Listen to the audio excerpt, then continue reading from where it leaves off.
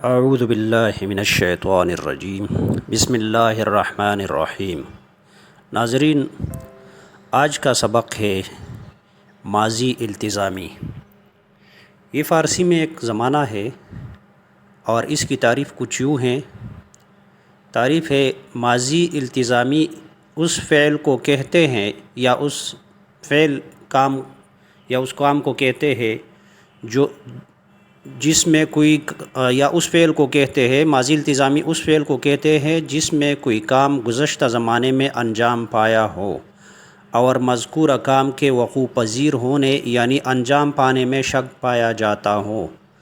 مثلاً اس نے کھانا کھایا ہوگا، احمد نے سبق پڑھا ہوگا۔ یہ تعریف اس کی بن گئی۔ ماضی التزامی اس فعل کو کہتے ہیں جس میں کوئی کام گزشتہ زمانے میں انجام پایا ہو اور مذکورہ کام کے وقوع پذیر ہونے یعنی انجام پانے میں شک پایا جاتا ہو۔ مثلاً اس نے کھانا کھایا ہوگا، احمد نے سبق پڑھا ہوگا۔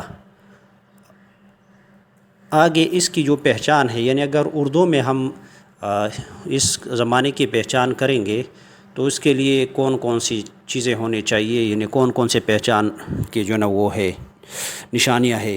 مذکورہ زمانے سے تعلق رکھنے والے جملوں کے آخر میں ہمیشہ گیا ہوگا، لکھا ہوگا، کھایا ہوگا، گئی ہوگی، دیکھے ہوں گے وغیرہ آتے ہیں۔ مثلاً وہ اسکول گیا ہوگا، آگے ہے میں نے خط لکھا ہوگا، انہوں نے پانی پیا ہوگا اور ہم نے نماز پڑھی ہوگی وغیرہ۔ اس کی جو ماضی التزامی کے جو بنانے کا طریقہ ہے، مصدر کا نون ختم کریں گے ہم۔ فارسی میں جتنے بھی مصدر ہے ان کے آخر میں نون آتا ہے۔ نون کو ہم ختم کریں گے، مصدر کا نون ختم کرے یعنی بنی ماضی بنائے۔ جب مصدر کا نون ہٹ جاتا ہے تو وہ بنی ماضی بن جاتا ہے، یعنی ماضی کی جڑ۔ ماضی کے جتنے بھی زمانے ہیں وہ مصدر کا نون ختم کرے تو وہ لفظ پھر جو ہے نا مختلف شکلوں میں جو ہے نا ماضی کے زمانوں میں استعمال ہوتا ہے۔ تو مصدر کا نون ختم کرے یعنی بنی ماضی بنائے اور اس کے آخر میں ہے کا اضافہ کرتے ہوئے شخص سوم مفرد کے ساتھ لفظ باش کے بعد دال، جبکہ شخص سوم جمع کے ساتھ نون دال، شخص دوم مفرد کے ساتھ یہ، شخص دوم جمع کے ساتھ یہ دال، شخص اول مفرد کے ساتھ میم اور شخص اول جمع کے ساتھ یہ میم کا اضافہ کرے۔ یہ پہلے بھی میں آپ کو ضمائر پڑھا چکا ہوں جی، شخص اول، شخص دوم، شخص سوم۔ شخص اول، شخص سوم اس میں واحد غائب ہے، شخص سوم مفرد، شخص سوم مفرد واحد غائب ہے، یعنی ایک بندہ ہے اور وہ حاضر نہیں، جس کے لیے ہم ضمیر استعمال کرتے ہیں وہ۔ شخص سوم جمع جو ہے وہ ہے، یعنی کافی سارے لوگ ہیں لیکن جمع غائب ہے وہ، یعنی حاضر نہیں ہم ان کی بات کر رہے ہیں اور بہت سارے لوگ ہیں، وہ شخص سوم جمع ہے۔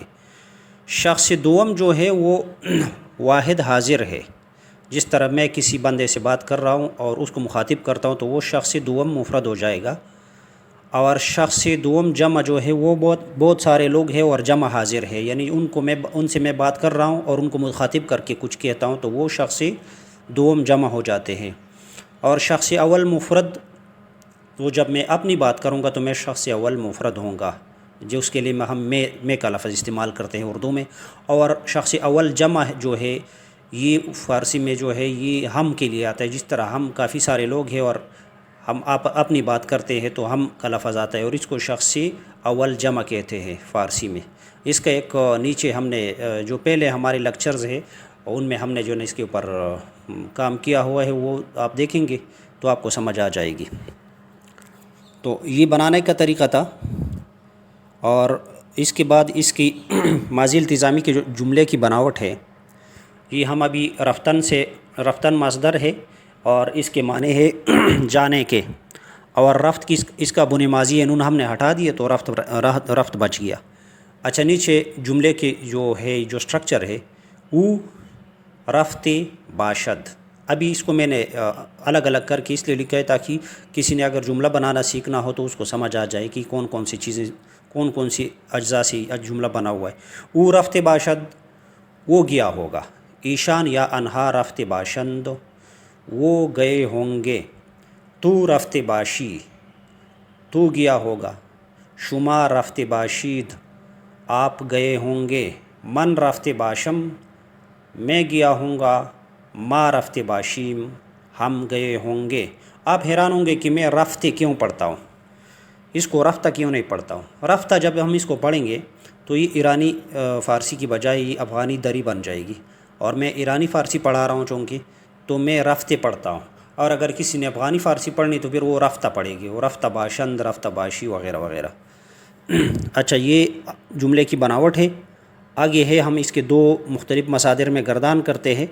اگلا جو ماضی التزامی کی فارسی میں گردان ہے، اچھا یہ دیدن مصدر ہے، اور دید اس کا جو ہے بن ماضی ہے، اور نیچے اس کے جملے ہم نے بنائے ہوئے ہیں۔ او دیدی باشد اس نے دیکھا ہوگا، ایشان یا انہا دیدی باشند انہوں نے دیکھا ہوگا۔ ایشان اور انہا یہ دونوں یعنی جمع غائب کے لیے استعمال ہوتے ہیں دونوں۔